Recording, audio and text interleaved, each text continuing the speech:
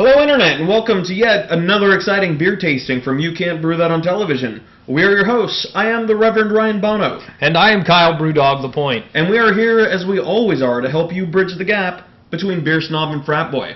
And everyone, we are really excited about tonight's tasting. This is something we've been looking forward to a really long time because we have some friends out at Starr Brewing in Virginia who've sent us some beer to try. And this is the first part in a series. So this is going to be a 4-part series. We're really excited about it. We hope that you are. So, Kyle, tell us what we're going to be trying first tonight from Starr Brewing. Well, we're trying their Saison, which is appropriately named Starr Saison. So it's a very good beer to start with as far as bridging the gap between beer snob and frat boy, because this style pretty much epitomizes bridging the gap between beer snob and frat boy. It really does. This is a nice, light, easy drinking style. This is the kind of thing that you would probably drink on a summer's afternoon after mowing the lawn, which is something we like to talk about, actually, as our lawnmower beers. Kyle, what are you smelling in here? What are you getting?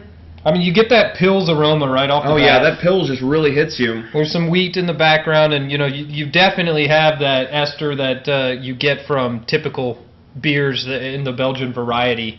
It's a nice aroma. I really like it. And you taste this beer, and that Belgian character really shines through all that Pilsner and all that wheat malt.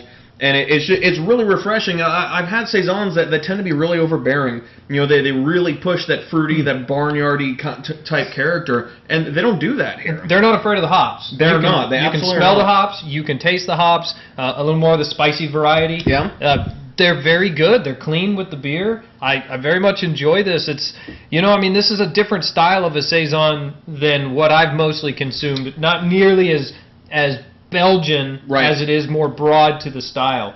Yeah, and for that reason, as a Saison, I may or may not rank it highly, but I'm going to tell you, as a beer, this is really good stuff. Very drinkable. It definitely does a really good job of. It does what I want a Saison to do. Right, absolutely. Which is to dry up the palate, leave it crisp and clear, leave you kind of going, oh, I'm ready for my next sip already, which is perfect, like you said, for when you're mowing the lawn. And to me, these are some of our favorite type of beers to drink, and I'll tell you why.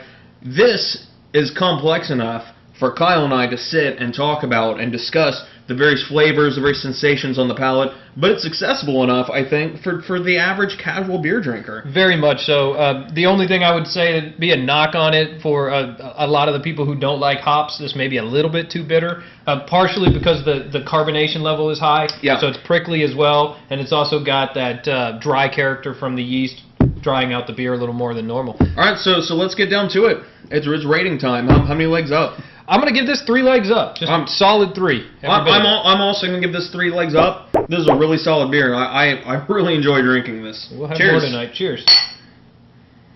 There's one thing I've said, though I'm not known to be wise.